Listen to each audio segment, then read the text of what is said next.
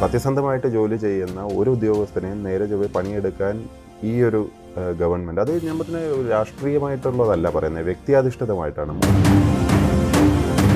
വിജയൻ്റെ ഒരു പ്രശ്നം എന്ന് പറഞ്ഞാൽ അദ്ദേഹത്തിന് പല ഇഷ്യൂസും ഉണ്ട്. കൂടുതലും പേഴ്സണൽ മാറ്റേഴ്സാണ് അദ്ദേഹത്തിൻ്റെ മകളുടെ ആയിട്ട് ബന്ധപ്പെട്ടുള്ള ആരോപണങ്ങൾ, മറ്റേത് 100 കാര്യങ്ങൾ. സെൽ ഭരണമെന്നോ അല്ലെങ്കിൽ എന്താ പറയുക, ഒരു പറ്റം ഗുണ്ടകൾ ഒരു ഏരിയ ഏറ്റെടുത്തിട്ട് പിന്നെ അവിടെ എല്ലാവരെയും അടിച്ചമർത്തി നിങ്ങൾ മിണ്ടിപ്പോരുതെന്ന് പറഞ്ഞ് നിങ്ങൾ ഒരു ധാർഷ്ട്യത്തോടെ, ഇത് നമ്മൾ ഇതുവരെ കണ്ടിട്ടില്ല. പരാതിക്കാർ പല പരാതിയൊക്കെ തരും, പരാതിയുടെ പുറത്ത് എന്ത് നടപടി എടുത്തു എന്ന് പരാതിക്കാരനെ അറിയിക്കാൻ ബാധ്യസ്ഥതയില്ല എന്നൊക്കെ ഒരു ചീഫ് സെക്രട്ടറി തസ്തികയിലിരിക്കുന്ന ഒരു വ്യക്തി പറയുന്നത് നിങ്ങളും കൂടെ കേട്ടാണ്. പിണറായി വിജയൻ എന്ന് പറയുന്ന വ്യക്തി ആരെങ്കിലും എന്തെങ്കിലും പറഞ്ഞു കൊടുത്താൽ ഇങ്ങനെ വായിക്കും, അതുപോലെ തത്തമ്മ പോലെ എടുത്തങ്ങ് പറഞ്ഞ് ഇതാക്കും, ഭയങ്കര ഒച്ചയും ബഹളമൊക്കെ ഉണ്ടാക്കി ധാർഷ്ട്യത്തോടെ വരട്ടും. അപ്പോൾ ആൾക്കാർ വിചാരിക്കുന്നത് ഭയങ്കര ഇച്ഛാശക്തിയും ഭയങ്കര നേതൃഗുണമൊക്കെ ആണെന്നാണ്. യഥാർത്ഥത്തിൽ എന്താണോ കീ കൊടുത്തു വിടുന്നത് അത് പറയുന്ന, അതിൽ കവിഞ്ഞ് വലിയ ഒരു കഴിവില്ല എന്ന് നമുക്ക് മനസ്സിലായി. He doesn't deserve like any respect or anything. യാതൊരു വിധത്തിലുള്ള ഒരു പരിഗണനയും അർഹിക്കാത്ത ഒരു ക്രിമിനൽ മൈൻഡ് സെറ്റുള്ള വ്യക്തിയാണെന്ന് നമുക്ക് മനസ്സിലാക്കി കഴിഞ്ഞാൽ യു ഡോണ്ട് ഹാവ് റെസ്പെക്ട്. ഭീരുവാവരുത്. നമുക്കൊരു ജീവിതമേ ഉള്ളൂ. ഈ ഒരു ജീവിതത്തിൽ നമുക്ക് കിട്ടിയിരിക്കുന്ന, എൻ്റെ കൺമുന്നിൽ വന്ന, എൻ്റെ കയ്യിൽ, എൻ്റെ ഫയലിൽ വന്ന ഒരു കാര്യത്തിൽ നിന്ന് ഞാൻ ഒളിച്ചോടേണ്ട എന്ത് കാര്യമാണുള്ളത്? ഞാൻ ഇതിനു വേണ്ടിയല്ലേ പരീക്ഷ എഴുതി ജോലിയിൽ വന്നത്. എൻ്റെ കർമ്മം എന്താണ്? എൻ്റെ കർമ്മം എന്ന് പറഞ്ഞാൽ എനിക്ക് സത്യസന്ധമായിട്ട് തോന്നുന്ന അഭിപ്രായം എനിക്ക് ഫയലിൽ എഴുതാനാണ്. ഇതിന് ഗൂഢാലോചന നടത്തി ഇതിനു വേണ്ടി ക്രൈം, അതിൻ്റെ ഒരു അഴിമതി നടത്തിയിട്ടുണ്ടെങ്കിൽ അതിൻ്റെ കാശുമൊക്കെ മേടിച്ച് ചെയ്യുന്നവർ. പിന്നെ കുറേ ഭീരുക്കളുണ്ട്. ഭീരുക്കൾ എന്ന് പറഞ്ഞാൽ അതാത് സമയത്തെ അപ്പോൾ കാണുന്നവനെ അപ്പാന്ന് വിളിക്കുന്ന, തെറ്റിൻ്റെ പാതയിലോട്ട് നയിച്ചു കൊണ്ടുപോയിരുന്നത് മുകളിൽ നിന്ന് തന്നെയാണ്. യഥാ രാജ തഥാ പ്രജ എന്ന് പറഞ്ഞാൽ താഴോട്ട് അതിനെ അനുകരിച്ചിട്ടാണ് എല്ലാവരും ജീവിച്ചുകൊണ്ടിരുന്നത്. വളരെ വൾണറബിളായിരുന്നു. കാരണം ഇഷ്ടംപോലെ ഒളിച്ചു വെക്കാൻ, സോ മെനി സ്കെലിറ്റൻസിൻ്റെ കബേർഡ് എന്ന് പറഞ്ഞ മാതിരി ഒരെണ്ണം തുറന്നാൽ അടുത്തത് വരും. മീറ്റിംഗ് കഴിഞ്ഞ് അവസാനം നാഷണൽ ഹൈവേ അതോറിറ്റിയുടെ ഉദ്യോഗസ്ഥരുമുണ്ട്. അവരവസാനം ഞാൻ പറഞ്ഞ തന്നെ ചെയ്യേണ്ടി വന്നു. അപ്പോൾ അത് കഴിഞ്ഞ് ഞാൻ പുറത്ത് ഇറങ്ങുമ്പോൾ അന്നത്തെ റവന്യൂ സെക്രട്ടറി, ഞാൻ പേര് പറയുന്നില്ല, നോക്കിയാൽ മതി, എൻ്റെ അടുത്ത് പറയും, പ്രശാന്ത് CM-ന് മറ്റേതായിരുന്നു താല്പര്യം, പ്രശാന്ത് ഞാൻ മറ്റേത് പറഞ്ഞ് ഇതല്ലേ വേണ്ടേ, ആ റോഡായിരുന്നു അദ്ദേഹത്തിന് താല്പര്യം, അവിടുന്ന് അങ്ങനെ വന്നു ഇങ്ങനെ വന്നു എന്നൊക്കെ പറഞ്ഞു. ഞാൻ പറഞ്ഞു, സാറേ ഞാൻ മീറ്റിങ്ങിൽ വരുന്നത് അദ്ദേഹത്തിൻ്റെ അഭിപ്രായം പറയാനല്ലല്ലോ.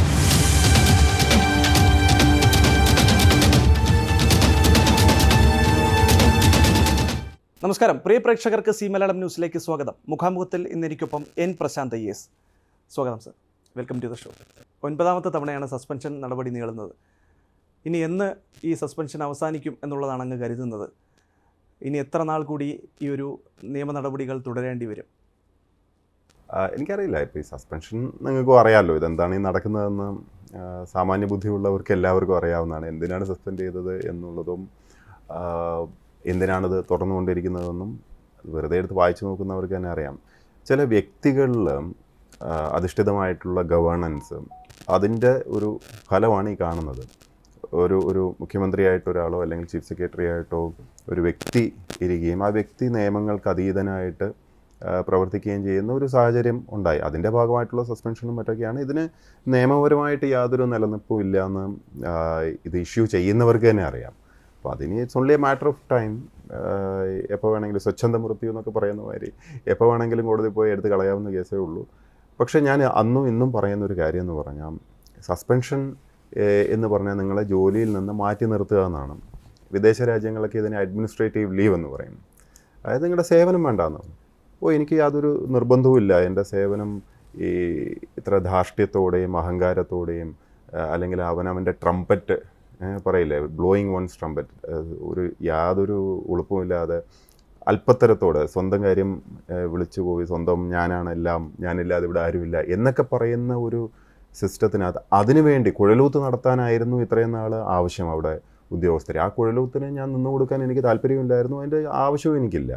ഞാൻ സർവീസിൽ കയറിയത് ഈ താൽക്കാലികമായിട്ട് ഭരണത്തിൽ വന്ന് ചേരുന്ന നേതാക്കന്മാരുടെ വ്യക്തിപരമായിട്ടുള്ള അവരെ പുകഴ്ത്താനോ അല്ലെങ്കിൽ അവർക്ക് വേണ്ടി ഓശാന പാടാനോ വേണ്ടി അല്ലല്ലോ.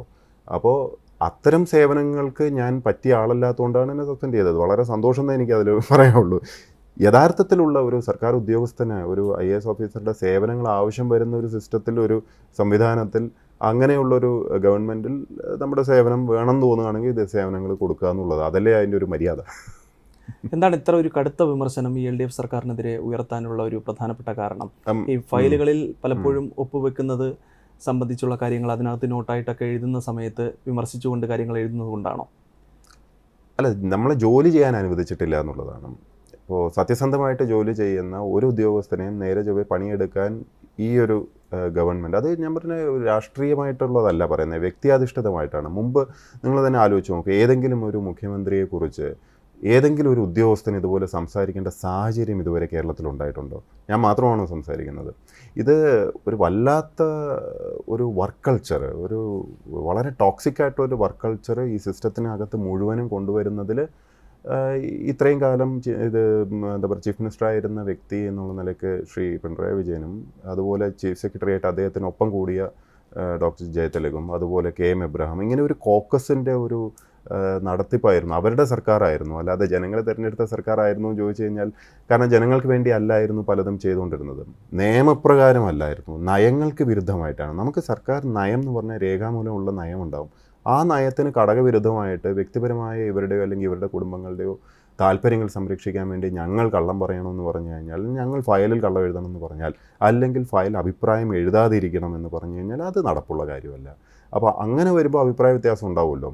കാരണം നമ്മളെ ജോലി ചെയ്യാനാണ് ഇവിടെ ഉള്ളത്. വന്നു പോകുന്ന ഇവർക്ക് വേണ്ടി നിയമങ്ങളും ചട്ടങ്ങളും ഭരണഘടനയൊക്കെ അങ്ങ് മാറ്റിയിട്ട് ഒരു വ്യക്തിയുടെ ഭരണം അങ്ങ് ഏറ്റെടുക്കാൻ എന്ന് പറഞ്ഞാൽ ഇത് ക്യൂബയൊന്നുമല്ല. എന്ന് മാത്രമല്ല, ഇതിനൊക്കെ ഒരു റിപ്പർക്കഷൻ ഉണ്ടാവും. ഇത് ആദ്യമായിട്ടൊന്നുമല്ല ഒരാൾ മുഖ്യമന്ത്രിയാവുന്നത് ഇവിടെ, ആദ്യമായിട്ടല്ല ഒരാൾ ചീഫ് സെക്രട്ടറി ആവുന്നത്. നമ്മളൊക്കെ 10-20 വർഷമായി സർവീസ് കണ്ടതല്ലേ. അപ്പോൾ വന്നു പോകുന്ന ഓരോരുത്തർക്കും ഓരോ സമയത്ത് തോന്നും ഞാനാണ് സ്റ്റേറ്റ് എന്ന്. പണ്ട് ലൂയി 14 പറഞ്ഞ മാതിരി, ഐ ആം ദ സ്റ്റേറ്റ് എന്ന് പറഞ്ഞ മാതിരി, ഞാനാണ് ഇവിടെ ഭരണാധികാരി, ഞാനാണ് സ്റ്റേറ്റ്, എൻ്റെ കീഴിൽ എല്ലാവരും എന്നെ പാടിപ്പുകഴ്ത്തിക്കൊണ്ട് നടക്കണം, നിയമങ്ങളും ചട്ടങ്ങളും ഒക്കെ പോട്ടെ. ഇനി അത്യാവശ്യമായിട്ട് നമ്മൾ പ്രയോറിറ്റൈസ് ചെയ്ത് പോളിസി തലത്തിലൊക്കെ നമ്മൾ പറയില്ല, വളരെ പ്രാധാന്യം കൊടുക്കുന്ന ചില മേഖലകളുണ്ട്. ഇപ്പോൾ അധസ്ഥിത വർഗ്ഗങ്ങൾ, അല്ലെങ്കിൽ നമുക്ക് വളരെ വീക്കായിട്ടുള്ള വൾണറബിളായിട്ടുള്ള സെഗ്മെൻറ്റ്സ്, കുട്ടികൾ, സ്ത്രീകൾ, വയ്യാത്തവർ, ഇവർക്ക് പ്രയോറിറ്റൈസ് ചെയ്തിട്ട് ഫണ്ടിങ്ങും മറ്റുമൊക്കെ, അതാണ് നമ്മുടെ ഗവൺമെൻറ് പോളിസി. ഇത്രയും നാളും അങ്ങനെ ആയിരുന്നു, പ്രഖ്യാപിത നയം അതാണ്.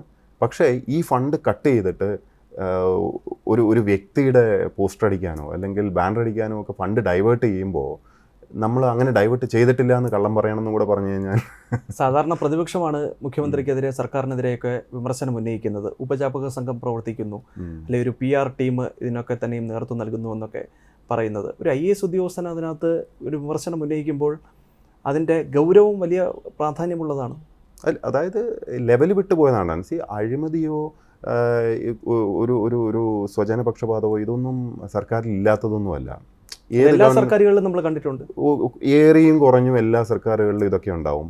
അപ്പോൾ ഇതൊക്കെ ഏതെങ്കിലും ഫയലിൽ വരികയാണെങ്കിൽ അതാത് സമയത്ത് നാട്ടിലുള്ള ഉദ്യോഗസ്ഥർ അല്ലെങ്കിൽ നിയമം പാലിക്കണം എന്ന് വിശ്വസിക്കുന്ന ഉദ്യോഗസ്ഥർ അതിൽ എഴുതിയാൽ, അത് ചൂണ്ടിക്കാണിച്ചു കഴിഞ്ഞാൽ, സാധാരണഗതിയിൽ എന്നാൽ പിന്നെ അത് പോട്ടെ, അത് വേണ്ട, അല്ലെങ്കിൽ അതിനെ മറികടക്കാൻ ധൈര്യമുള്ളവരാണെങ്കിൽ അത്തരം മന്ത്രിമാർ ചിലപ്പോൾ ഫയലിൽ അവർ തന്നെ ഓവർ റൂൾ ചെയ്തിട്ട് ചെയ്യും, റിസ്ക് എടുത്തിട്ട് സ്വയം ചെയ്യും. ശരി, ഞാൻ ആ തെറ്റ് ചെയ്യുന്നു, ഞാൻ ഉത്തരവാദിത്തം എടുക്കുന്നു, സെക്രട്ടറി വേണമെങ്കിൽ മറിച്ച് അഭിപ്രായം എഴുതിക്കോളൂ, ഞാൻ ഓവർ റൂൾ ചെയ്യാതെ, അങ്ങനെയും ചെയ്യുന്ന മന്ത്രിമാരുണ്ട് എല്ലാ പാർട്ടികളിലും. പക്ഷേ ഇവിടെ ആദ്യമായിട്ടാണ് നമ്മൾ കണ്ടത്, നിങ്ങൾ എന്തെഴുതണമെന്ന് ഞാൻ പറയും, നിങ്ങളൊരു വ്യത്യസ്തമായിട്ടൊരു അഭിപ്രായം എഴുതിയിട്ടുണ്ടെങ്കിൽ പിന്നെ നിങ്ങളെ ഹറാസ് ചെയ്യും, നിങ്ങളെ ബുദ്ധിമുട്ടിക്കും, നിങ്ങളെ വ്യക്തിപരമായിട്ട് എങ്ങനെയൊക്കെ ഉപദ്രവിക്കാൻ സാധിക്കുമോ അതൊക്കെ ഞങ്ങൾ ചെയ്യും.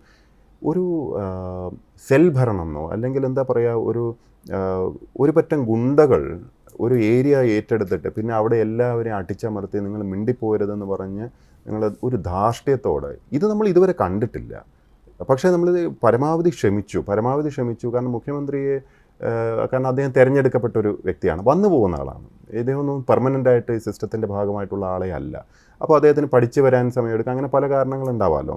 ഈ കുറേ കാലമായിട്ട് കണ്ട് പരിചരിച്ച ശീലങ്ങളൊക്കെ കാണും. അപ്പോൾ അത് ഗവൺമെൻറ്റിൻ്റെ അകത്ത് വരുമ്പോൾ ചിലപ്പോൾ അതൊക്കെ മനസ്സിലാക്കാൻ ഒരല്പം സമയമെടുക്കും എന്നുള്ളൊരു പരിഗണന നമ്മളെപ്പോഴും ചെയ്യണം. പക്ഷേ നമ്മൾ കണ്ടത് എന്താണെന്ന് വെച്ചാൽ, വെച്ചടി ഓരോ ദിവസം കഴിയുമ്പോഴും കൺട്രോൾ വിട്ടു പോവുകയും അങ്ങേയറ്റ അൺആക്സെപ്റ്റബിളായിട്ടുള്ള ഒരു രാജഭരണത്തിൽ പോലും കാണാത്ത വിധത്തിലുള്ള ഒരു സൈക്കോഫെൻസിയും നിയമത്തോടുള്ള ഒരു പുല്ലുവില. നിങ്ങൾ ആലോചിക്കൂ, എത്ര തവണ ബോധപൂർവം ചട്ടങ്ങൾ ലംഘിക്കപ്പെടുന്നു. ഇപ്പോൾ എൻ്റെ സസ്പെൻഷൻ കേസ് തന്നെ നിങ്ങൾ നോക്കൂ, ഓരോ സസ്പെൻഷനും ചട്ടവിരുദ്ധമാണ്. അതിൻ്റെ നടപടിക്രമങ്ങൾ ഫോളോ ചെയ്യുന്നില്ല, എല്ലാം തെറ്റിക്കുകയാണ്, അറിഞ്ഞുകൊണ്ടാണ്. ചീഫ് സെക്രട്ടറി ഓവർടേക്ക് ചെയ്ത ഏതെങ്കിലും ഘട്ടത്തിൽ എൻ പ്രശാന്തിന് പ്രവർത്തിക്കേണ്ട ഒരു സാഹചര്യം ഉണ്ടായിട്ടുണ്ടോ? എന്താണ് ഇങ്ങനെ ചീഫ് സെക്രട്ടറിമാരോട് ഇത്രയും അധികം അമർഷം തോന്നാനുണ്ടായ ഒരു സാഹചര്യം? അല്ല, ഏത് ചീഫ് സെക്രട്ടറിമാരാണ് വരുന്നത്? ആകെ ഡോക്ടർ ജയതിലക എന്ന് പറയുന്ന ഒരു വ്യക്തിയും ശാരദാ മുരളീധരൻ. ഇവരെ രണ്ടുപേരുടെയും ഇഷ്യൂസ് എവിഡൻ്റ്, ഇറ്റ്സ് ഓൺ ഫയലിനകത്തുള്ള കാര്യങ്ങളാണ്. അത് കൂടുതൽ പബ്ലിക് ഡൊമൈനിൽ ഇട്ടിട്ടില്ല. സർഫസിലുള്ള കാര്യം പറയുമ്പോൾ തന്നെ അവർ മാളത്തിൽ ഒളിച്ചിരിക്കുകയാണ്.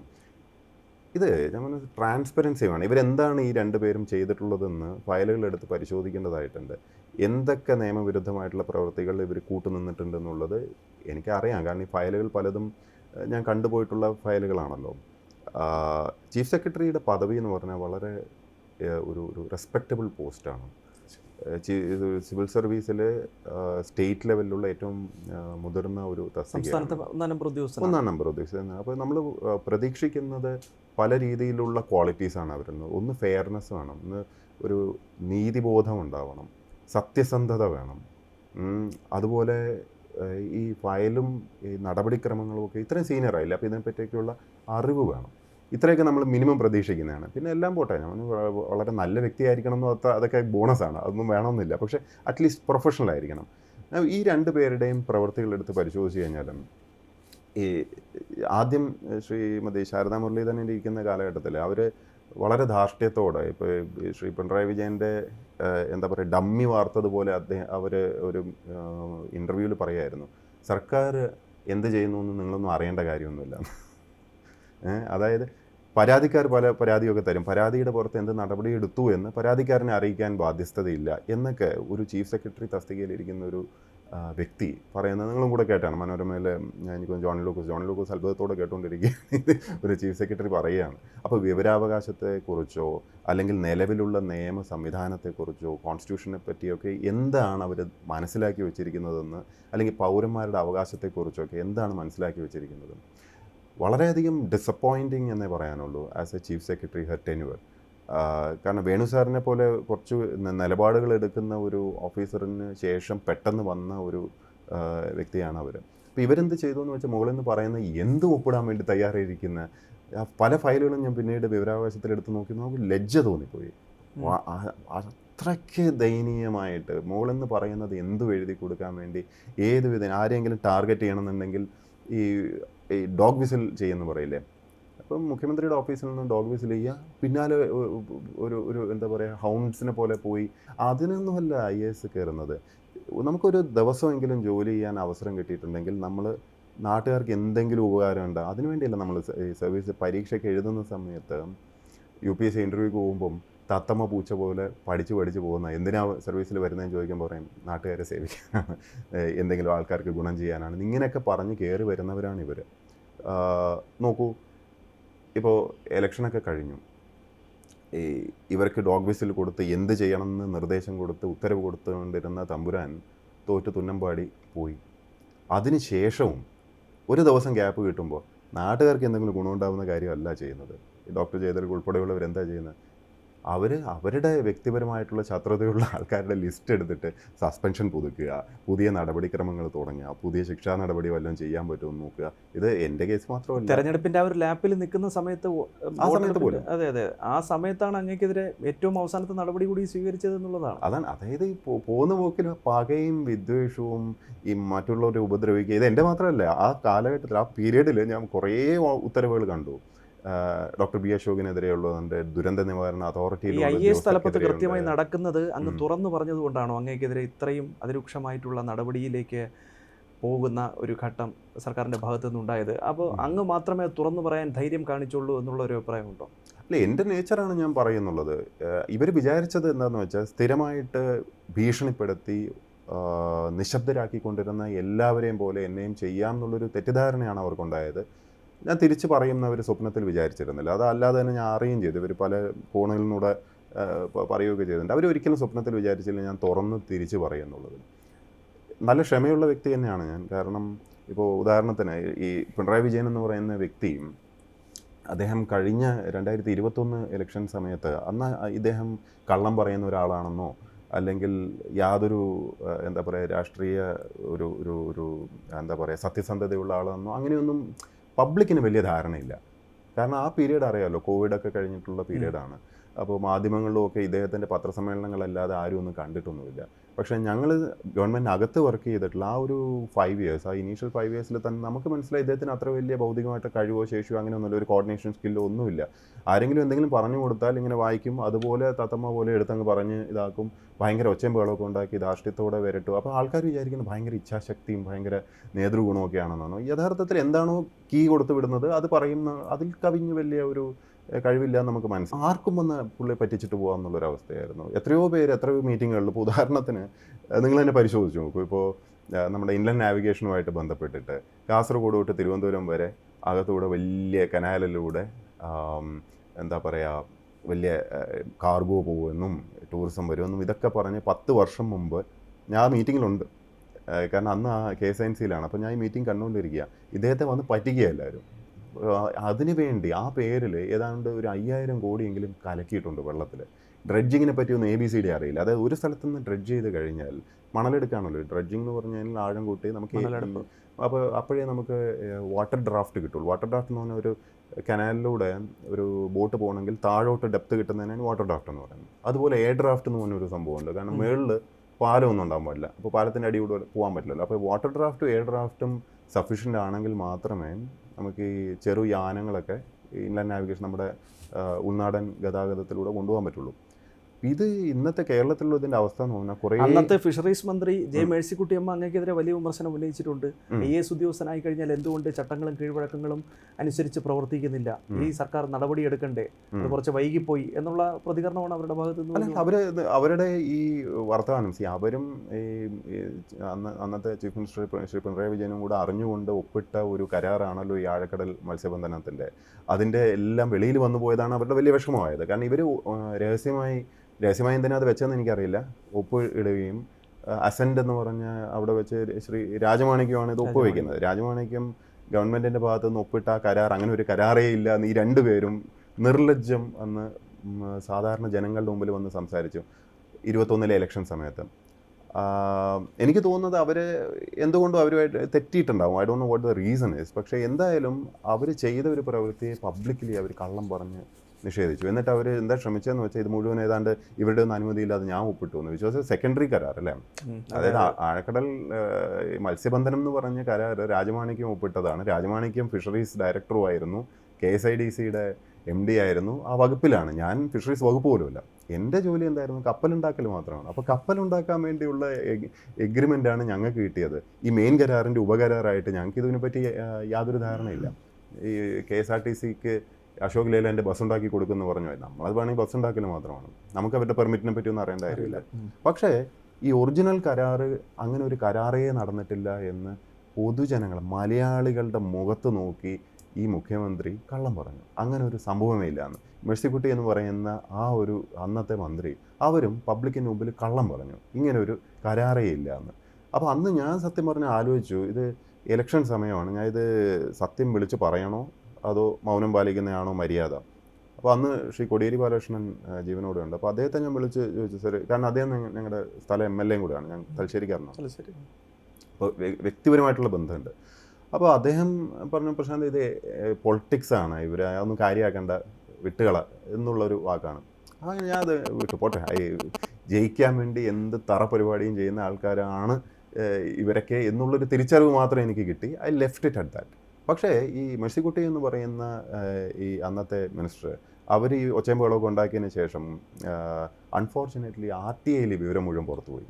വിവരാവകാശത്തിലെല്ലാം പുറത്തു പോയി കഴിഞ്ഞപ്പോൾ പബ്ലിക്കിന് മനസ്സിലായി ഇവരും പറഞ്ഞ കള്ളമാണ്, ഇവർ രണ്ടുപേരും പറഞ്ഞ കള്ളമാണ്. എങ്കിലും 2021 പൊതുജനത്തിന് എല്ലാവർക്കും ആ വിവരമൊന്നും കിട്ടിയിട്ടില്ല. കാരണം സോഷ്യൽ മീഡിയയിൽ അത്യാവശ്യം ഈ കടന്നലുകളൊക്കെ ഇറക്കിയിട്ട് ഒരു നറേറ്റീവ് സൃഷ്ടിക്കാൻ അവർ സാധിച്ചു. കാരണം ഞാൻ വാതുറക്കുന്നില്ലല്ലോ, ഞാൻ എൻ്റെ ഭാഗം പറയാത്തിടത്തോളം കാലം വളരെ വ്യക്തമായിട്ട് അവർക്കൊരു ഒരു ഒരു ഒരു പ്രതീതി ഉണ്ടാക്കാൻ സാധിച്ചു, അങ്ങനെ ഒരു കരാർ ഉണ്ടായിട്ടില്ല എന്നും അങ്ങനെ what ever it is. But that was A learning for me. അന്ന് ഞാൻ മനസ്സിലാക്കിയ ഒരു കാര്യം എന്ന് പറഞ്ഞാൽ ഞാൻ മിണ്ടാതിരിക്കേണ്ട യാതൊരു കാര്യമില്ല. കാരണം സർക്കാർ സംവിധാനത്തിൽ പൊതുജനങ്ങളെ വഞ്ചിക്കുന്ന രീതിയിൽ കള്ളം പറയുന്നത് ഏത് നേതാവായാലും അത് വെളിയിൽ പറയാനുള്ള ഒരു ഉത്തരവാദിത്തം ഒരു ഉദ്യോഗസ്ഥൻ എന്നുള്ള നിലയ്ക്ക് എനിക്കുണ്ട്. അതായത് പൊതുജനങ്ങളുടെ പ്രതിനിധിയായിട്ടാണ് അങ്ങ് സംസാരിച്ചത് എന്നുള്ളതാണോ പറയുന്നത്? പൊതുജനങ്ങളുടെ പ്രതിനിധിയല്ല, പൊതുജനങ്ങളാണ് നമ്മുടെ ഷെയർ ഹോൾഡേഴ്സ്. ഒരു കമ്പനിയായിട്ട് സങ്കല്പിക്കുകയാണെങ്കിൽ തീർച്ചയായും. ഇതിൻ്റെ ഷെയർ ഹോൾഡേഴ്സ് ആരാ? പൊതുജനങ്ങളാണ്. ഈ ക്യാബിനറ്റ് എന്ന് പറയുന്നത് ഒരു ബോർഡ് ഓഫ് ഡയറക്ടേഴ്സ് പോലെയാണ്. ഞങ്ങളൊക്കെ വെറും ജീവനക്കാരാണ്. ഞങ്ങൾ വെറും ജീവനക്കാരാണ്. പക്ഷേ ജീവനക്കാർ ഈ കമ്പനിക്കകത്ത് നടക്കുന്ന നെറുകേട് കണ്ടിട്ടുണ്ടെങ്കിൽ അത് വിസിൽ ബ്ലോവർ എന്നുള്ള നിലയ്ക്ക് ഞങ്ങൾ പറയാൻ ബാധ്യസ്ഥരാണ്. ഷെയർ ഹോൾഡേഴ്സ് അറിഞ്ഞിരിക്കണം. ഷെയർ ഹോൾഡേഴ്സിനെ വഞ്ചിക്കാൻ പാടില്ലല്ലോ. അപ്പോൾ പക്ഷെ അന്ന് ഞാൻ മൗനം പാലിച്ചത് ഒരു ഡിസിപ്ലിൻ അത് ഇതെന്നൊക്കെ പിന്നെ ഞാൻ മനസ്സിലാക്കി തുറന്നു പറയേണ്ടതായിരുന്നു. തീർച്ചയായിട്ടും. കാരണം അന്ന് ജനങ്ങളെ വഞ്ചിക്കുന്നതിൽ ശ്രീ പിണറായി വിജയൻ്റെ നേതൃത്വത്തിൽ അവർക്കത് സാധിച്ചത് അതുകൊണ്ട് അന്ന് വഞ്ചന എന്ന് തന്നെയാണ് ഞാൻ പറയുന്നത്. കാരണം എനിക്ക് ഇദ്ദേഹത്തോടും ഇവരോടൊക്കെ തോന്നിയ പല റെസ്പെക്റ്റ് അങ്ങ് പോയി. കാരണം ഇത്രയും നാണമില്ലാതെ കള്ളം പറയുന്നല്ലോ എന്നുള്ളതാണ്. കാരണം ഇക്കാലത്ത് സോഷ്യൽ മീഡിയയും ഡിജിറ്റൽ ഇതൊക്കെയുള്ള സമയത്ത് എങ്ങനെയാണ് ഇങ്ങനെ കള്ളം പറയാൻ സാധിക്കുന്നത് എന്നുള്ളത് അതെനിക്കൊരു അത്ഭുതമായിരുന്നു. പിന്നീടാണ് എനിക്ക് മനസ്സിലായത് this is okay with them. ഇവർക്കതൊരു പ്രശ്നമല്ല. നമ്മുടെ കൺമുന്നിൽ ഒരാളെ അടിച്ച് അല്ലെങ്കിൽ ഒരു ചെടിച്ചട്ടിയൊക്കെ എടുത്ത് തലയ്ക്ക് അടിക്കാനൊക്കെ നോക്കിയതിന് ശേഷം പറയുകയാണ് അയാളുടെ ജീവൻ രക്ഷപ്പെടുത്താൻ നോക്കുകയാണെന്ന്. അപ്പോൾ അത് കേൾക്കുമ്പോൾ നമുക്ക് മനസ്സിലായി ഇത് ഗോൺ കേസാണ്. He doesn't deserve like any respect or anything. യാതൊരു വിധത്തിലുള്ള ഒരു പരിഗണനയും അർഹിക്കാത്ത ഒരു ക്രിമിനൽ മൈൻഡ് സെറ്റ് ഉള്ള വ്യക്തിയാണെന്ന് നമുക്ക് മനസ്സിലാക്കി കഴിഞ്ഞാൽ യു ഡോണ്ട് ഹാവ് റെസ്പെക്ട്. സാധാരണഗതിയിൽ ഏതെങ്കിലും ഒരു ഇലക്ഷൻ കഴിഞ്ഞ് ഒരു പാർട്ടി XY or Z ഏത് പാർട്ടി ആയിക്കോട്ടെ, പാർട്ടി വന്നു കഴിഞ്ഞാൽ അവർക്ക് കോൺഫിഡൻസ് തോന്നുന്ന ആൾക്കാരെ ഓരോരുത്ത് വെക്കുക, അതൊക്കെ സ്വാഭാവികമാണ്. പക്ഷേ ഇൻസ്റ്റിറ്റ്യൂഷൻസിനോട് ഒരു റെസ്പെക്റ്റ് കാണിക്കും. ഇൻസ്റ്റിറ്റ്യൂഷൻ എന്ന് പറഞ്ഞാൽ ഇപ്പോൾ എന്താ, ലോകായുക്ത അല്ലെങ്കിൽ വിവരാവകാശ കമ്മീഷൻ അല്ലെങ്കിൽ ചില ഈ institutions within the government also. ഗവൺമെൻറ്റിനകത്ത് സ്റ്റാറ്റ്യൂട്ടറി അധികാരം ഉപയോഗിക്കുന്ന പല ഇൻസ്റ്റിറ്റ്യൂഷൻസും ഉണ്ട്. ഉദ്യോഗസ്ഥർ തന്നെ ചില സമയത്ത് സ്റ്റാറ്റ്യൂട്ടറി പവറാണ് പറയുന്നത്. അപ്പോൾ സ്റ്റാറ്റ്യൂട്ടറി പവർ എക്സസൈസ് ചെയ്യുന്ന സമയത്ത് മന്ത്രിയെന്നോ തന്ത്രിയെന്നോ അല്ലെങ്കിൽ മേലുദ്യോഗസ്ഥനെന്നോ ഒന്നുമില്ല. അപ്പോൾ ഞാൻ എൻ്റെ കീഴിലുള്ള ഒരു ഉദ്യോഗസ്ഥൻ സ്റ്റാറ്റ്യൂട്ടറി പവർ ഉപയോഗിച്ചിട്ടാണ് ഒരു അപ്പീലോ എന്തെങ്കിലും കേൾക്കുന്നതെങ്കിൽ ഞാൻ വിളിച്ചിട്ട് ഇത് ചെയ്യടാ എന്ന് പറയുന്നത് തെറ്റാണ്. സ്റ്റാറ്റ്യൂട്ടറി ഞാൻ അപ്പീൽ വരുമ്പോഴേ നോക്കാൻ പാടുള്ളൂ. ഇവിടെ ഇപ്പോൾ സംഭവിച്ചതെന്നാന്ന് വെച്ചാൽ ഒരു രാഷ്ട്രീയ പ്രസ്ഥാനത്തിന് അനുകൂലമായ ആൾക്കാരെ പോലും അല്ല ഇവിടെ നിയമിച്ചിരുന്നത്. ഒരു വ്യക്തിയുടെ കുടുംബം, അവർക്ക് വേണ്ടപ്പെട്ടവർക്ക് എല്ലായിടത്തും പല രീതിയിലുള്ള സ്വാധീനങ്ങൾ, അവരുടെ അഴിമതി മറച്ചു വെക്കാൻ വേണ്ടുന്ന സൗകര്യങ്ങൾ, ഇതൊക്കെ ചെയ്തു കൊടുക്കേണ്ടത് ഞങ്ങളുടെ ജോലിയാണെന്നുള്ള രീതിയിൽ ഇതാദ്യമായിട്ടാണ് വന്നത്. അതായത് ഒരു എന്താ പറയുക, മാസപ്പടി പോലുള്ള പരിപാടികളും ഇതൊക്കെ നടക്കുമ്പോൾ GST അതിൽ ക്ലിയറൻസ് കൊടുക്കണം ഉടനെ. എല്ലാം ശരിയാണ്, ഇവിടെ ഒരു അഴിമതി നടന്നിട്ടില്ല, അല്ലെങ്കിൽ വേറെ എന്തെങ്കിലും ചെയ്ത് ഇതെല്ലായിടത്തും പോയി കവറപ്പ് ചെയ്യലും കള്ളത്തരം മൂടി വെക്കലും ഒക്കെയാണ് ഉദ്യോഗസ്ഥരുടെ ജോലി എന്ന് പറഞ്ഞാൽ ഇതൊന്നും നമുക്കിതുവരെ ശീലമുള്ളതല്ല. ഞാൻ ജോലിയിൽ എൻ്റർ ആവുന്നത് VS മുഖ്യമന്ത്രി ആയിരിക്കുന്ന കാലമാണ്. അതിനുശേഷം ഉമ്മൻചാണ്ടി സാറിൻ്റെ ഗവൺമെൻറ് കണ്ടിട്ടുണ്ട്. ഇതെല്ലാം നമ്മൾ ഇത് എന്നെക്കാട്ടിലും എക്സ്പീരിയൻസും അനുഭവ സമ്പത്തും ഉള്ള ഉദ്യോഗസ്ഥർ അതിന് മുമ്പത്തെ കഥകളും ഒക്കെ പറയുന്നുണ്ട്. ഈ അധപ്പതനം എന്ന് പറഞ്ഞത്, പക്ഷെ അവർക്കൊന്നും മാധ്യമങ്ങൾക്ക് മുമ്പിൽ വന്ന് ഇക്കാര്യങ്ങൾ തുറന്നു പറയാനുള്ള ഒരു വൈമനസ്യം ഉള്ളത് കൊണ്ടായിരിക്കും പറയാത്തത് അല്ലേ? അതെ, പലരും അവരുടെ സേഫ്റ്റി ആയിരിക്കും. സേഫ്റ്റി മാത്രമല്ല, ഇവർ പലരും പറയുന്നത് എൻ്റെ അടുത്ത് ഉപദേശിച്ചിട്ടുള്ളൊരു കാര്യം എന്ന് പറഞ്ഞു കഴിഞ്ഞാൽ ഇതെന്തെങ്കിലും ആവട്ടെ, എന്തിനാ പ്രശാന്ത ഇതൊക്കെ കാര്യമാക്കുന്നത്. നമ്മളെ സംബന്ധിച്ചിടത്തോളം ഇവർ കക്കുന്നു മുടിക്കുന്നു എന്തെങ്കിലും ആക്കുന്നു, ഒരു കുടുംബവും എല്ലാം അടിച്ചു കൊണ്ടുപോകുന്നു, അതൊക്കെ ആയിക്കോട്ടെ. പക്ഷേ നമ്മളെ സംബന്ധിച്ചിടത്തോളം എന്താണ്, you be on the safe side. ഇത് എന്തെങ്കിലും കണ്ടിട്ടുണ്ടെങ്കിൽ അവിടുന്ന് ചുമ്മാ ലീവ് എടുത്തങ്ങ് പോവുക, അല്ലെങ്കിൽ ഫയൽ എഴുതാതിരിക്കാം, അങ്ങനെയൊക്കെയുള്ള അഡ്വൈസസാണ്. അല്ലെങ്കിൽ ഡെപ്യൂട്ടേഷന് പോയിക്കൂടെ, അങ്ങനെ ഇങ്ങനെയെന്നൊക്കെ, സ്റ്റഡി ലീവ് പോവാം, ഇങ്ങനെ 100 കാര്യങ്ങളാണ്. പക്ഷേ ഞാൻ പറയുന്നത് നമ്മൾ ഭീരുവാവരുത്. നമുക്കൊരു ജീവിതമേ ഉള്ളൂ. ഈ ഒരു ജീവിതത്തിൽ നമുക്ക് കിട്ടിയിരിക്കുന്ന, എൻ്റെ കൺമുന്നിൽ വന്ന, എൻ്റെ കയ്യിൽ എൻ്റെ ഫയലിൽ വന്ന ഒരു കാര്യത്തിൽ നിന്ന് ഞാൻ ഒളിച്ചോടേണ്ട എന്ത് കാര്യമാണുള്ളത്? ഞാൻ ഇതിനു വേണ്ടിയല്ലേ പരീക്ഷ എഴുതി ജോലിയിൽ വന്നത്. എൻ്റെ കർമ്മം എന്താണ്? എൻ്റെ കർമ്മം എന്ന് പറഞ്ഞാൽ എനിക്ക് സത്യസന്ധമായിട്ട് തോന്നുന്ന അഭിപ്രായം എനിക്ക് ഫയലിൽ എഴുതാനാണ്. അത് എഴുതാതിരിക്കണം എന്ന് പറഞ്ഞ് ഭീഷണിപ്പെടുത്തിയിട്ടുണ്ടെങ്കിൽ അത് പോയി പണി നോക്കാൻ പറയാന്നുള്ളതും എൻ്റെ കർമ്മം. ആരാണ് ഈ ഭീഷണിപ്പെടുത്തിയതെന്നുള്ള കാര്യം തുറന്നു പറയാൻ കഴിയുമോ? പിന്നെ എത്ര തവണ ഞാൻ ഇത് പറഞ്ഞിട്ടുള്ളതല്ലേ. ഇത് പല ഫയലുകളിലും ഒപ്പീനിയൻ എഴുതിയതിനു ശേഷം ഡോക്ടർ ജയതിലക് വഴി അനവധി തവണ റവന്യൂവിനകത്തുനിന്ന് ഈ ലാൻഡ് പർച്ചേസ്, പല കേസുകളും ലാൻഡ് പർച്ചേസ് അദ്ദേഹം, ജയതിലകനും ശാരദാ മുരളീധരനും അപ്പുറത്തേക്ക് മറ്റ് കണ്ണികൾ വേറെയും ഉദ്യോഗസ്ഥരുണ്ട്. അതിൽ പലരും ഇതിൽ എത്രത്തോളം ഇൻവോൾവ് ആണെന്നുള്ളത്, അതായത് ക്രൈം ആസ്പെക്റ്റ് ഉണ്ട് അതിനകത്ത്. 2 രീതിയിൽ കാണണം. ഒന്ന് ഇതിന് ഗൂഢാലോചന നടത്തി ഇതിനു വേണ്ടി ക്രൈം അതിൻ്റെ ഒരു ഒരു ഒരു അഴിമതി നടത്തിയിട്ടുണ്ടെങ്കിൽ അതിൻ്റെ കാശുമൊക്കെ മേടിച്ച് ചെയ്യുന്നവർ. പിന്നെ കുറേ ഭീരുക്കളുണ്ട് ഇതിനകത്ത്. ഭീരുക്കൾ എന്ന് പറഞ്ഞാൽ അതാത് സമയത്തെ അപ്പോൾ കാണുന്നവനെ അപ്പ എന്ന് വിളിക്കുന്ന എന്ന് പറയുന്ന തമാശക്ക് പറയുന്ന പോലത്തെ ആൾക്കാർ. അന്നത്തെ ഭരണത്തിലുള്ള മുഖ്യമന്ത്രിയുടെ അവിടുത്തെ ഒരു പ്യൂൺ വിളിച്ച് പറഞ്ഞാലും എണീറ്റ് എന്ന് തൊഴുന്ന അങ്ങനെയും ആൾക്കാർ കുറേ ഉണ്ട് നമ്മുടെ സർവീസിൽ മാത്രമല്ല താഴോട്ടുമൊക്കെ. നമുക്ക് റെസ്പെക്റ്റ് തോന്നുന്നത് ഇങ്ങനെ ഈ IASൻ്റെ വലിയ ചട്ടക്കൂടും ഈ സുരക്ഷയും ഇതൊന്നുമില്ലാത്ത എത്രയോ ഉദ്യോഗസ്ഥർ സത്യസന്ധമായിട്ട് ഫയലിൽ കാര്യങ്ങൾ എഴുതി എന്നുള്ളതാണ്. ഈ ഒരു കാലഘട്ടത്തിൽ അങ്ങനെയാണ് പലതും ഞാൻ അറിയുന്നത് പോലും. ഇപ്പോൾ ഒരു റെഡ് സോണിൽപ്പെട്ട ഭൂമി പാവപ്പെട്ട ആദിവാസികൾക്ക് പതിച്ചു കൊടുക്കാനെന്നും പറഞ്ഞ് ജയതിലക്ക് ഉണ്ടാക്കിയ ഒരു ഫയലുണ്ട്. അന്ന് VP ജോയിയാണ് ചീഫ് സെക്രട്ടറി. അദ്ദേഹമാണ് റെഡ് സോണിൻ്റെ ഈ ഭൂമി എടുക്കാൻ വേണ്ടിയുള്ള അപ്രൂവൽ കൊടുത്തത്. അതേ മീറ്റിങ്ങിൽ ഓറഞ്ച് സോണിൽപ്പെട്ട ഭൂമി അപകടകരമാണെന്ന് പറഞ്ഞ് മാറ്റിയിട്ടുണ്ടെന്ന് ആലോചിച്ച് നോക്കൂ. റെഡ് സോണിൽ അതും ഈ ഇതുപോലത്തെ അപകടങ്ങളൊക്കെ സംഭവിച്ചതിന് ശേഷവും ഉരുൾപൊട്ടൽ നടക്കുന്ന പ്രവർത്തനങ്ങൾ ഉൾപ്പെടെ. അപ്പോൾ റെഡ് സോണിലുള്ള ഭൂമി ആർക്കും വേണ്ടാത്തൊരു ഭൂമിയാണ്. ഏതോ ഒരാളുടെ എസ്റ്റേറ്റ് ചെങ്കുത്താണ് 45 ഡിഗ്രി കിടക്കുന്ന. അത് സർക്കാർ വില കൊടുത്ത് മേടിച്ചിട്ട് പാവപ്പെട്ട ആദിവാസികൾക്ക് പതിച്ചു കൊടുക്കുകയാണ്. അപ്പോൾ നമുക്കിതിന് നയം, ഞാൻ ഇവിടെയാണ് പറയുന്നത്, നയം എന്താണ്, ഇവർ ചെയ്യുന്നത് എന്താണ്. നയം, ഞാൻ സർക്കാരിൻ്റെ നയം എടുത്ത് പരിശോധിച്ച് നോക്കി.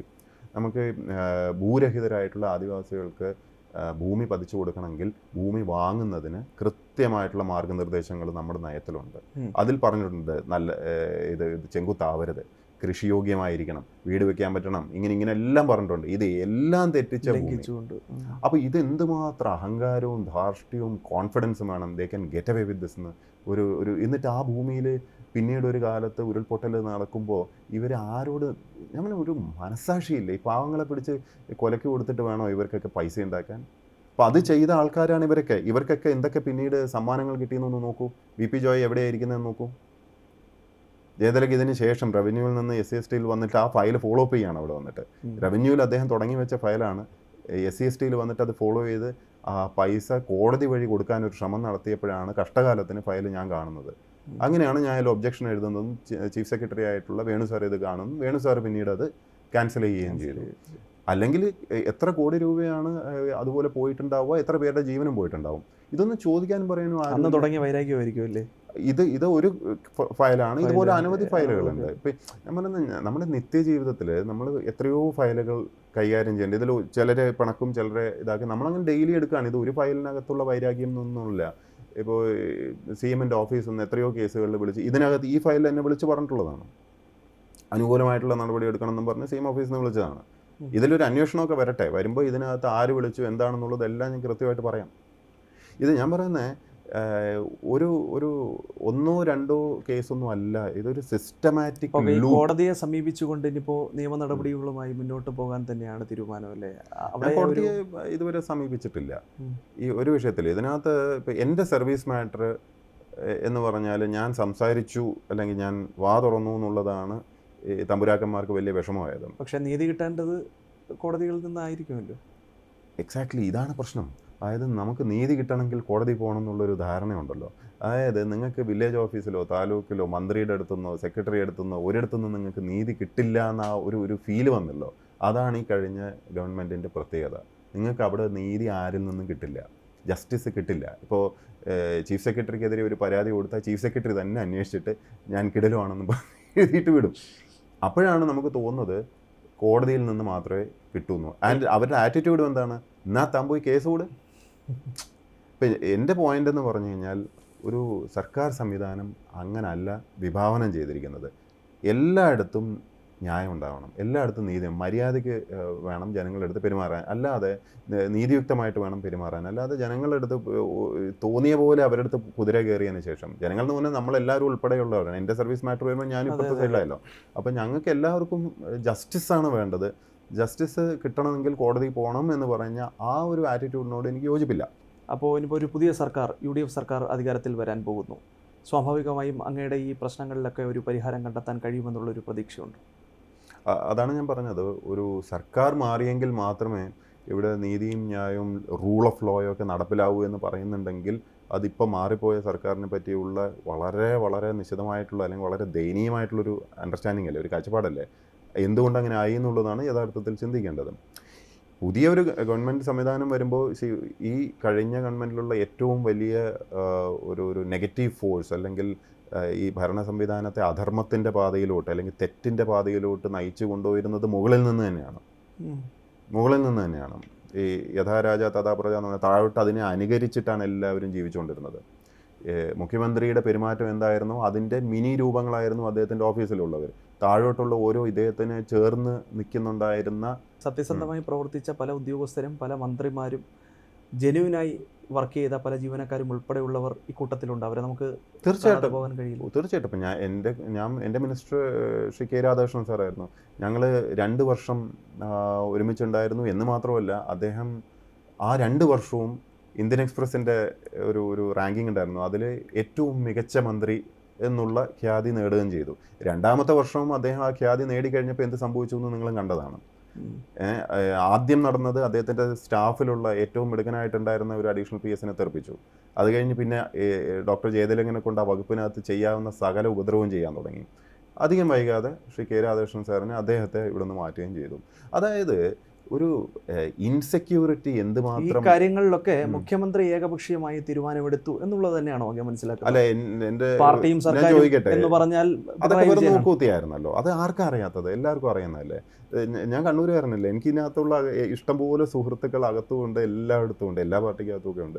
അപ്പോൾ അവരും വളരെ വിഷമത്തോടെ പറയും ഇതെന്താ നടക്കുന്നത്. കാരണം ഏറ്റവും മികച്ച മന്ത്രിമാരെ മുഴുവനും പുറത്താക്കി, ഏറ്റവും നന്നായിട്ട് സത്യസന്ധമായിട്ടും പ്രവർത്തിച്ചിരുന്നവരെ എങ്ങനെയും തുരത്തുക എന്നുള്ളൊരു സാഹചര്യം. ഇവരുടെ ഇതിന് നിന്നു കൊടുക്കാത്ത ആൾക്കാരെ ഒരു ലിമിറ്റില്ലേ. അസൂയക്ക്, കുശുമ്പ്, ലാക്ക് ഓഫ് കോൺഫിഡൻസ്, ഇതിൻ്റെയൊക്കെ ഒരു ഒരു ഒരു എക്സിബിഷനായിരുന്നു. ഇപ്പോൾ ഞാൻ ചോദിക്കട്ടെ, നമ്മുടെ കെ രാധാകൃഷ്ണൻ സാറിനെ പോലെയുള്ള ഇത്രയും മികച്ച ഒരു മിനിസ്റ്റർ, സ്പീക്കറൊക്കെ ആയിരുന്ന വ്യക്തിത്വമാണ്. അല്ല, അതിനെക്കാട്ടിലും മിനിസ്റ്റർ എന്നുള്ള നിലയ്ക്ക് ഇപ്പം ഈ വകുപ്പിൽ നമുക്ക് അന്ന് എന്തൊക്കെ ചെയ്യാൻ പറ്റുന്നില്ല. ഇത് ഏറ്റവും പെർഫോമിംഗ് മിനിസ്റ്ററെ എടുത്തിട്ട് നമ്മൾ ഒഴിവാക്കുമ്പോൾ എന്ത് മെസ്സേജാണ് നമ്മൾ കൊടുക്കുന്നത്? വേറെ മിനിസ്റ്റേഴ്സ്, ഞാൻ ഓരോരുത്തർ പേര് പറഞ്ഞില്ല, പ്രസാദ് സാറിൻ്റെ കൂടെ ഞാൻ വർക്ക് ചെയ്യാണ്. അതും എത്ര സ്ട്രഗിൾ ചെയ്തിട്ടാണ് നമ്മൾ ഓരോ കാര്യങ്ങൾ നീക്കുന്നത് എന്നുള്ളത്. നമുക്ക് ഒരു ഓരോ മിനിസ്റ്ററും അവരുടെ വകുപ്പിനകത്ത് പരമാവധി ചെയ്യാൻ ആത്മാർത്ഥമായിട്ട് ആഗ്രഹിക്കുന്ന ആൾക്കാരാണ്. അവർക്ക് ഫ്രീഡം വേണ്ടേ? ഇത് ഇപ്പം ഞാൻ കണ്ടിട്ടുള്ള, ഇപ്പോൾ ലാസ്റ്റ് മിനിസ്ട്രിയിൽ കണ്ടതെന്ന് വെച്ചാൽ മിനിസ്റ്റേഴ്സിനൊക്കെ ചീഫ് സെക്രട്ടറിയുടെയും താഴെ, ഒന്നാമത് KM എബ്രഹാം മുകളിലിരുന്ന് ഭരിക്കുന്നു, അതിൻ്റെയും താഴെ ചീഫ് സെക്രട്ടറിയുടെയും താഴെയാണ് വകുപ്പ് മന്ത്രിമാരുടെ സ്റ്റാറ്റസ്. വകുപ്പ് മന്ത്രിമാരെ അറിയാതെയാണ് അവരുടെ സെക്രട്ടറിമാരെ മാറ്റുന്നത്. ഇതൊന്നും നമ്മൾ ഇതിനു മുമ്പ് കണ്ടിട്ടില്ല. മന്ത്രിമാരുടെ പല പ്രപ്പോസലുകളും ചീഫ് സെക്രട്ടറി അനാവശ്യമായിട്ട് കുറിയടിച്ച് അത് ക്യാബിനറ്റിൽ എടുത്ത തീരുമാനം വരെ, ദുരന്ത നിവാരണത്തിലൊക്കെ അങ്ങനെ എത്രയോ കേസസ് ഉണ്ട്. അതായത് ക്യാബിനറ്റിൽ എടുത്ത തീരുമാനത്തിന് വിരുദ്ധമായിട്ട് ഉത്തരവ് വരെ ഇറക്കിയിട്ടുണ്ട് ചീഫ് സെക്രട്ടറി. പക്ഷേ എൻ്റെ പോയിന്റ് എന്താണെന്ന് അറിയാം, ഈ ചീഫ് സെക്രട്ടറിയെ നിലയ്ക്ക് നിർത്താൻ ആർക്കാണ് സാധിക്കുക? CM-ന് മാത്രമേ സാധിക്കുള്ളൂ. പക്ഷേ CM-നെ വരച്ച വരയിൽ ചീഫ് സെക്രട്ടറി നിർത്തിക്കൊണ്ടിരിക്കുകയായിരുന്നു ഇത്രയും കാലം. അദ്ദേഹത്തിന് എന്താണ് ചീഫ് സെക്രട്ടറിയെ ഭയം ഉണ്ടായിരുന്നതെന്ന് നമുക്കറിയില്ല. നമുക്കറിയാമല്ലോ, അദ്ദേഹത്തിൻ്റെ ശ്രീ വിജയൻ്റെ ഒരു പ്രശ്നം എന്ന് പറഞ്ഞാൽ അദ്ദേഹത്തിന് പല ഇഷ്യൂസും ഉണ്ട്.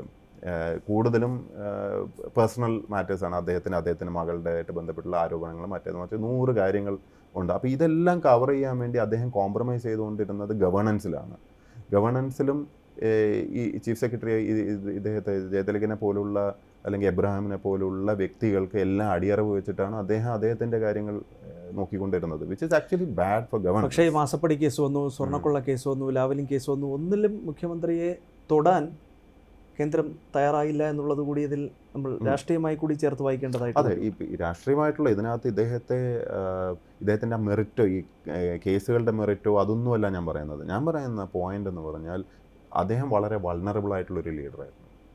വളരെ വൾണറബിൾ ആയിരുന്നു. കാരണം ഇഷ്ടംപോലെ ഒളിച്ചു വെക്കാൻ, so many skeletons in the cupboard എന്ന് പറഞ്ഞ മാതിരി ഒരെണ്ണം തുറന്നാൽ അടുത്തത് വരും. അത്രയും ഇഷ്യൂസ് അദ്ദേഹത്തിനുണ്ട്. അദ്ദേഹത്തിൻ്റെ പൊളിറ്റിക്കൽ കരിയർ തന്നെ നോക്കിയാൽ നമുക്കറിയാമല്ലോ എന്താണ്. എല്ലാം ഇഷ്ടംപോലെ ആരോപണങ്ങൾ, സ്റ്റാർട്ടിങ് ഫ്രം മർഡർ കേസ് അല്ലേ.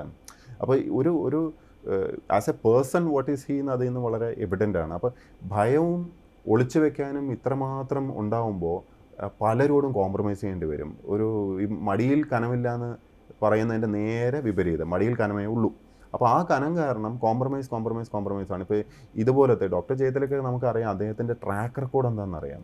അദ്ദേഹം സ്പൈസസ് ബോർഡിൽ ഇരുന്നപ്പോൾ എന്തൊക്കെയാണ് ചെയ്തതെന്നൊക്കെ റെക്കോർഡുള്ള കേസസാണ്. അപ്പോൾ അതുപോലൊരു വ്യക്തിയെ അന്ധമായി ഫോളോ ചെയ്ത് പൂർണ്ണമായി അടിയറവ് പറഞ്ഞ് അദ്ദേഹത്തിന് ഭരണം ഏൽപ്പിച്ചു കൊടുത്ത് കെ എം എബ്രഹാമിനെ പോലുള്ള വ്യക്തി പറയുന്നത് ബ്ലൈൻഡായിട്ട് ഫോളോ ചെയ്ത്, ഒന്ന് ലാക്ക് ഓഫ് ഇൻ്റലക്ച്വൽ കപ്പാസിറ്റി. ഇപ്പോൾ ഞാൻ പറഞ്ഞല്ലോ, മീറ്റിങ്ങുകളിൽ പലതും നമ്മൾ പങ്കെടുക്കുമ്പോൾ മനസ്സിലാവുന്നുണ്ട്, സി എമ്മിന് ഒന്നും മനസ്സിലാവുന്നൊന്നുമില്ല, നമുക്ക് വളരെ എവിഡൻ്റായിട്ട് മനസ്സിലാവുന്നുണ്ട്. ഇപ്പോൾ പലരും തമാശ പറയാറുണ്ട്, എന്തെങ്കിലും വെച്ച് കൊടുത്താൽ ഒപ്പിടുമെന്നൊക്കെ കളിയായി പറഞ്ഞിട്ടുണ്ട്. അപ്പോൾ അത് നമ്മൾ പുറത്ത് പറയാതിരുന്നത് നമ്മുടെ ഒരു മര്യാദ, മാന്യത. പക്ഷേ ഒരു ലെവൽ വിട്ട് കഴിയുമ്പോൾ ഒരു ഒരു ഒരു ഒരു ഒരു എന്താ പറയുക, ഒരു ഗുണ്ടാഭരണം പോലെ ആയി കഴിയുമ്പോൾ ഇത് ഗവൺമെൻറ്റാണ്, ഇത് ഈ രണ്ട് അണ്ടിയാപ്പീസ് ഒരു പാൽ സൊസൈറ്റി നടത്തുന്ന പോലെ അല്ല, ഇത് കുറച്ചുകൂടെ ഗൗരവത്തിൽ അതിൻ്റെ സിസ്റ്റം നോക്കി ബഹുമാനത്തോടെ നടത്തേണ്ട ഒരു ഇതാണ്. ഇപ്പോൾ CAG ഉദാഹരണത്തിന്, അല്ലെങ്കിൽ ഹൈക്കോടതി, ലോകായുക്ത, ഇതെല്ലാം ഇൻസ്റ്റിറ്റ്യൂഷൻസ് ആണ്, നമ്മളതിനെ റെസ്പെക്ട് ചെയ്യണം. അത് ഈ പറഞ്ഞ വിട്ട് പാൽ സൊസൈറ്റി നടത്തുന്ന പോലല്ല. ഭരണ നേട്ടങ്ങൾ ഓരോന്നോരോന്നായി മുഖ്യമന്ത്രി പ്രകടന പത്രികയിലും LDF സർക്കാർ അവരുടെ കൃത്യമായി നയത്തിലുമൊക്കെ തന്നെയും പറഞ്ഞിട്ടുണ്ട്. അപ്പോൾ ഇതിനെയൊക്കെ നമുക്ക് തിരസ്കരിക്കാൻ കഴിയുമോ? അല്ല, അതൊന്നും അല്ലല്ലോ ഞാൻ പറയുന്നത്. വികസനവും ഇതൊക്കെ വേറെ കാര്യം. വികസനം എന്താ വേണ്ടേ എല്ലാവർക്കും? ഇത് കേരളത്തിൽ മാത്രം നടക്കുന്ന അത്ഭുതമൊന്നുമല്ല ഈ റോഡും ഇതുമൊക്കെ. 10-15 വർഷമായി ബാക്കി എല്ലാ സ്റ്റേറ്റിലും റോഡൊക്കെ വന്നു കഴിഞ്ഞിട്ട് ഈ കേരളത്തിൻ്റെ പുറത്ത് പോയി വാളയാർ ചെക്ക് പോസ്റ്റിൻ്റെ പുറത്ത് പോയാലല്ലേ ഇതൊക്കെ അറിയുള്ളൂ. ഈ ഒന്നുകിൽ വാളയാർ ചെക്ക് പോസ്റ്റ് കേരളത്തിനകത്ത് കടന്ന് കറങ്ങുക, അല്ലെങ്കിൽ പിന്നെ നേരെ അമേരിക്കയ്ക്ക് പോവുക. ഇത് രണ്ടും മാത്രം കണ്ടാൽ നമുക്ക് മനസ്സിലാവില്ല എന്താ സംഭവിച്ചതെന്ന്. പുറത്തൊന്ന് കാണണം. മറ്റ് സ്റ്റേറ്റുകളിലൊക്കെ ചെല്ലുമ്പോൾ നമുക്ക് ഭയങ്കര അഡ്വാൻറ്റേജ് ഉണ്ടായിരുന്നതാണ്. കേരളം കഴിഞ്ഞ നൂറ്റാണ്ടിൽ തന്നെ 90s ഒക്കെ ആയപ്പോൾ തന്നെ വി വർ നമ്പർ 1 എല്ലാത്തിലും. ഹ്യൂമൻ ഡെവലപ്മെൻറ്റ് ഇൻഡെക്സിലാണെങ്കിലും നമ്മുടെ പല രീതിയിലാണെങ്കിലും വി വർ നമ്പർ 1 ആക്ച്വലി. അതിനുശേഷം നമുക്ക് നല്ലൊരു ഗ്രോത്ത് കിട്ടേണ്ട ഒരു പതിറ്റാണ്ടായിരുന്നു ലാസ്റ്റ് ആക്ച്വലി 10 years. ആ 10 വർഷത്തിൽ നമ്മൾ എന്ത് അച്ചീവ് ചെയ്തു എന്ന് നോക്കൂ. നമ്മുടെ ഇവിടുത്തെ ഈ റോഡ് ആരാണ് കൊണ്ടുവന്നത്? Road is not our investment actually in that sense. 15 വർഷം മുമ്പേ നടക്കേണ്ടതായിരുന്നു, അത് നടന്നില്ല. ഈ LNG ടെർമിനൽ, LNG ഒക്കെ ഭയങ്കര തമാശയാണ്. കാരണം ഞാൻ കോഴിക്കോട് കളക്ടറായിരിക്കുന്ന സമയത്ത് LNG ഇതിനെതിരെ ഭയങ്കര സമരമാണ്, വൻ സമരമാണ്. അപ്പോൾ ഗവൺമെൻറ്റൊക്കെ മാറി LDF വന്നു, ശ്രീ പിണറായി വിജയൻ CM ആയിട്ട് വന്നു. അപ്പോൾ അപ്പോഴും ഈ CPM-ൻ്റെ പ്രവർത്തകർ ഭയങ്കര സമരമാണ്, ഇത് നടത്താൻ പറ്റുന്നില്ല.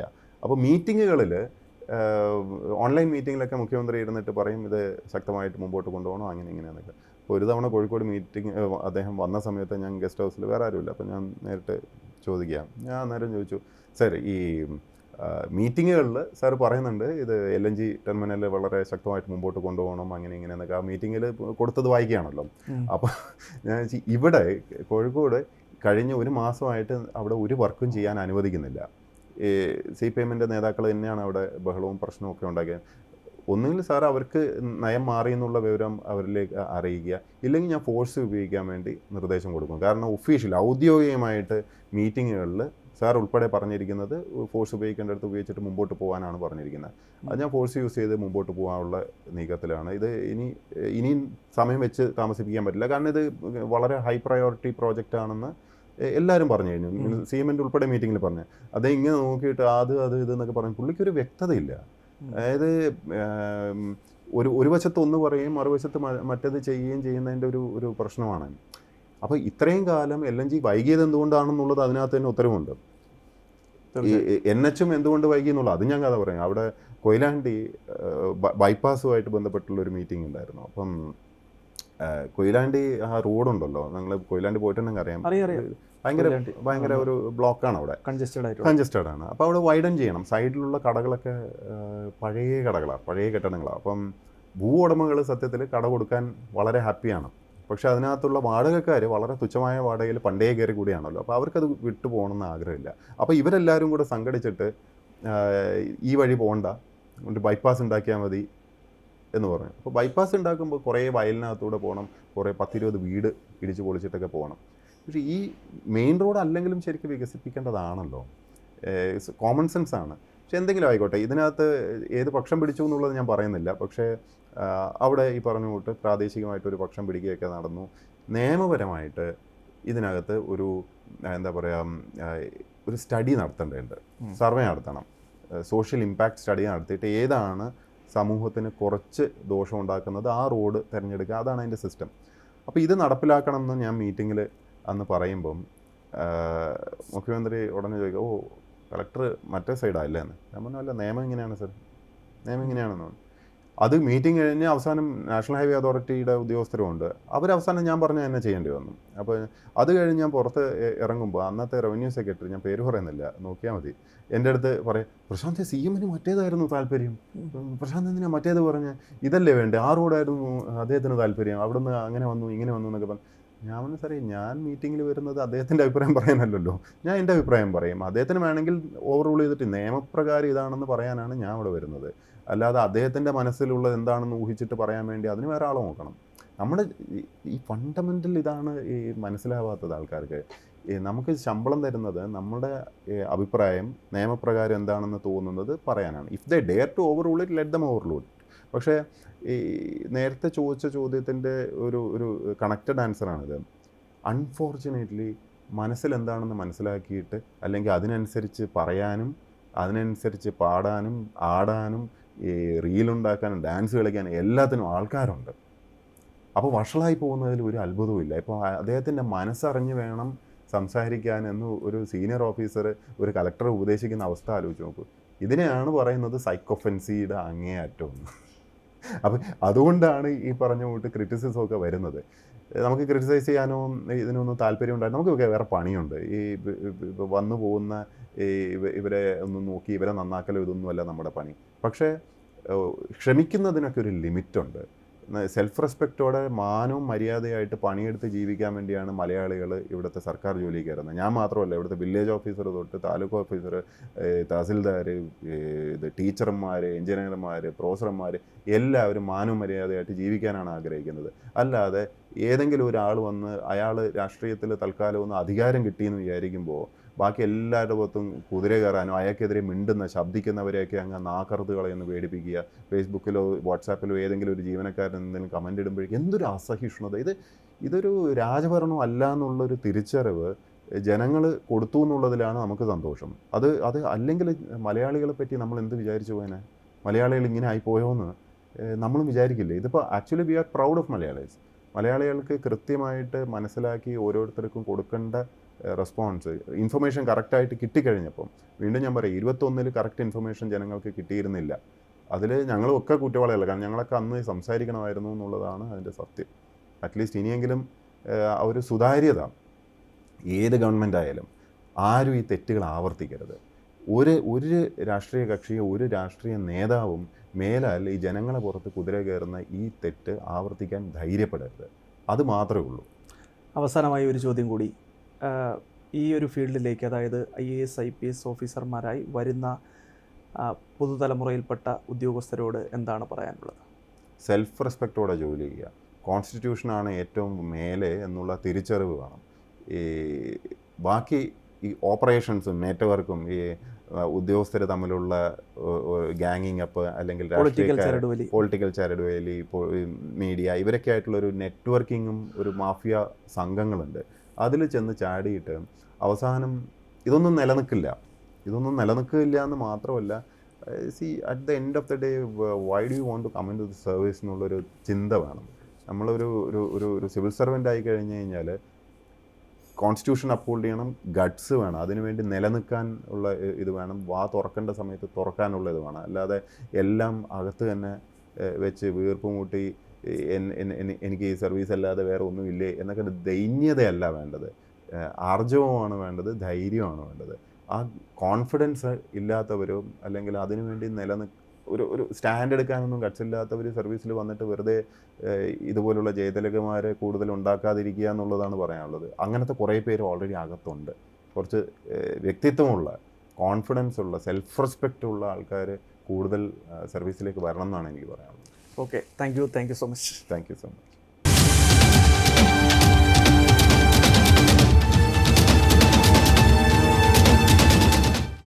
ഏറ്റവും പുതിയ വാർത്തകളും വിശേഷങ്ങളും വിരൽ തുമ്പിലറിയാൻ സീ മലയാളം ന്യൂസ് എല്ലാ ഡിജിറ്റൽ പ്ലാറ്റ്ഫോമുകളിലും ലഭ്യം.